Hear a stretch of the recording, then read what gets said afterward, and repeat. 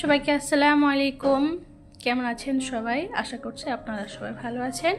আলহামদুলিল্লাহ আমরাও সবাই ভালো আছি। পারভিন কুক অ্যান্ড ব্লগ চ্যানেলে আপনাদের সবাইকে স্বাগত জানাই। তো দেখতে পাচ্ছেন হাঁস ছাড়ানো হচ্ছে।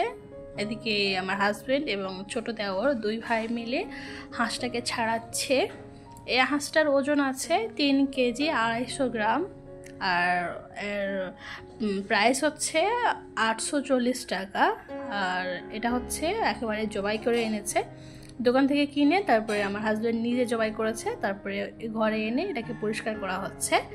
দোকানে মেশিনে পরিষ্কার করে দিলে উপরে স্কিনটা তুলে দেয়, আর ওটাতে খেতে মানে একটু স্বাদ কম হয়, কারণ উপরে স্কিনের মধ্যেই থাকে চর্বি বা তেল। দেখতেও ভালো লাগে, খেতেও মজা লাগে আমাদের কাছে। জানি না আপনারা কারা কারা খেতে পছন্দ করেন। তো তাই ভাবলাম আপনাদের সঙ্গে এই রেসিপিটা শেয়ার করি, যেভাবে আমি রান্না করি।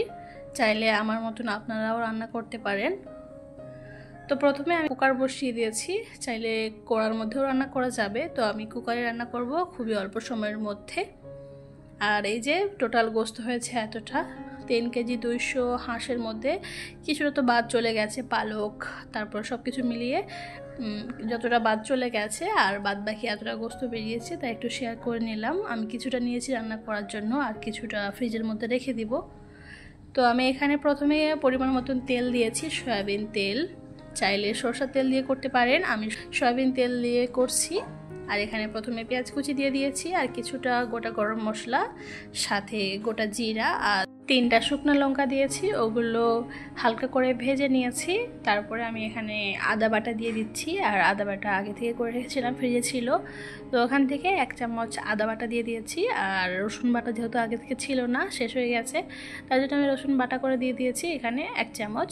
তো এই চামচের আমি 1 চামচ আদা বাটা এবং 1 চামচ রসুন বাটা দিয়ে দিয়েছি।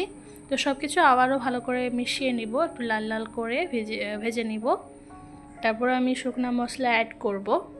তো দেখতেই পাচ্ছেন আমার ভাজা হয়ে গেছে সব কিছু। তারপরে এখানে দিয়ে দিয়েছি লবণ, আর লঙ্কার গুঁড়ো, হলুদের গুঁড়ো, আর ধনিয়া আর জিরার গুঁড়ো দিয়ে দিয়েছি। সামান্য মশলা দিয়ে রান্না করব।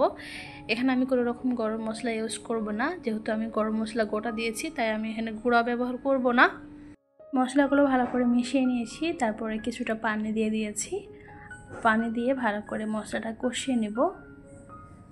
দেখতেই পাচ্ছেন মশলা থেকে কত সুন্দর তেল ছেড়ে দিয়েছে। এখন আমি যেগুলো গোস্ত নিয়েছিলাম ওগুলো সবটা দিয়ে দিব, দিয়ে ভালো করে মিশিয়ে নেব।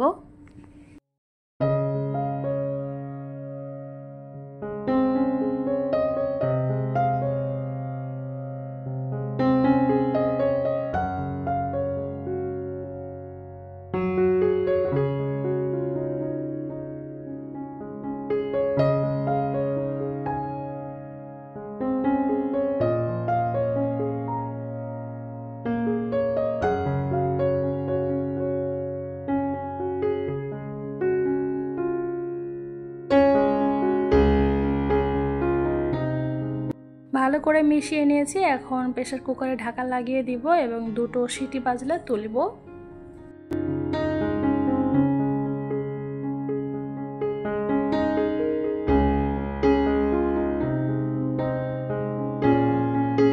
আমি প্রেসার কুকারে 2টা সিটি দিয়ে নিয়েছি। দেখতে পাচ্ছেন হাঁসের গোস্তগুলো অনেকটা সেদ্ধ হয়ে গেছে। তো এখন ভালো করে আমি মিশিয়ে আমি কিছুটা আলু অ্যাড করব এর সঙ্গে। শুধু হাঁসের গোস্ত রান্না করলে অনেকটা পরিমাণে তেল থাকে, তো কিছুটা আলু দিয়ে দিলে একটু ভালো লাগবে খেতে, আর বেশি তেলও হবে না। তো আমি এখানে 4টা আলু কেটে নিয়েছি। তো এই আলুগুলো এখন দিয়ে দিচ্ছি। তো আলুও দিয়ে দিয়েছি, সাথে 2টো বড় বড় সাইজের টমেটো কেটে রেখেছিলাম সেটাও দিয়ে দিয়েছি, সাথে 2-3টে কাঁচা লঙ্কা দিয়ে দিয়েছি। একসঙ্গে এবার মিশিয়ে নিচ্ছি। আর এই পর্যায়ে এত বেশি মানে হয়ে গেছিলো, আমি আর হেলাতে পারছিলাম না। তো হাজব্যান্ডকে বললাম যে একটু ভালো করে মিশিয়ে দাও, আমি একটু ভিডিও করি। তো উনি এখানে মিশিয়ে দিচ্ছিলো, কারণ আমি এক হাতে ভিডিও করছিলাম আর এক হাতে মেশাচ্ছিলাম, খুবই অসুবিধা হচ্ছিল। তাই ওনাকে বললাম যে একটু মিশিয়ে দাও আর আমি একটু ভিডিও করি। তো উনি খুব সুন্দরভাবে কিন্তু মিশিয়ে দিচ্ছে।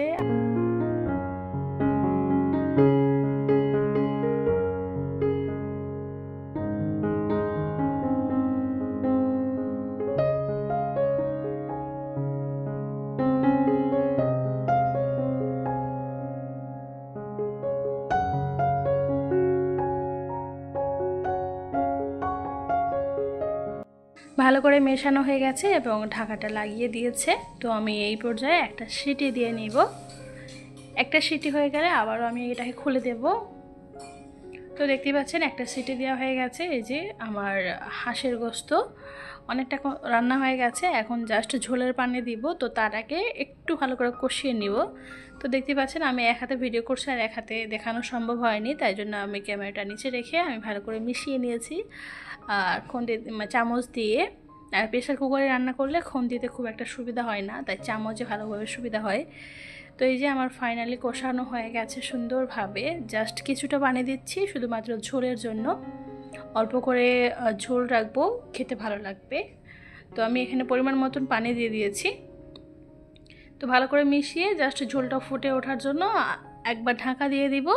ঢাকা দিলে একটু ফুটে উঠলেই বন্ধ করে দিব। তো টোটাল 4টা সিটি দিয়েছি আমি হাঁসের গোশত রান্না করতে। প্রথমে 2টো সিটি দিয়েছিলাম হাঁসের গোশত কষানোর জন্য, তারপরে আলু দিয়ে একটা সিটি দিয়েছিলাম। তো ফাইনালি ঝোলের পানি দিয়ে আরেকটা সিটি দিয়ে দিয়েছিলাম। টোটাল 4টা সিটি দিয়েছি। তো আলহামদুলিল্লাহ আমার হাঁসের গোশত রান্না হয়ে গেছে আর এত সুন্দর স্মেল বেরোচ্ছিল যে কি বলবো। তো আপনারা একবার এইভাবে রান্না করে ট্রাই করে দেখবেন, আশা করি আপনাদের রান্নাও খুবই সুন্দর হবে। তো ফাইনালি আমার হাঁসের গোশত রান্নার লোক দেখুন, জাস্ট মাশাআল্লাহ, কালারটা খুবই সুন্দর হয়েছে এবং খেতেও অনেক টেস্টি হয়েছিল। এখানে আমি কাঁচা লঙ্কাও দিয়েছি এবং শুকনো লঙ্কা দিয়েছি, এটা সুন্দর স্মেল বেরোচ্ছিল কাঁচা লঙ্কা এবং শুকনো লঙ্কার। এখানে আমি কোনো রকম ধনিয়া পাতা আর গরম মশলা কোনোটা ইউজ করিনি, যেহেতু আমি গোটা গরম মশলা দিয়েছিলাম তাই গরম মশলা গুঁড়োটা ব্যবহার করা হয়নি। তো দেখতেই পাচ্ছেন আমার রান্নাটা কমপ্লিট হয়ে গেছে। তো আশা করছি আমার আজকের রেসিপিটি আপনাদের কাছে ভালো লেগেছে। যদি ভালো লাগে অবশ্যই একটা লাইক করে দেবেন। তো সবাই ভালো থাকবেন, সবাইকে আসসালামু আলাইকুম, আল্লাহ হাফিজ।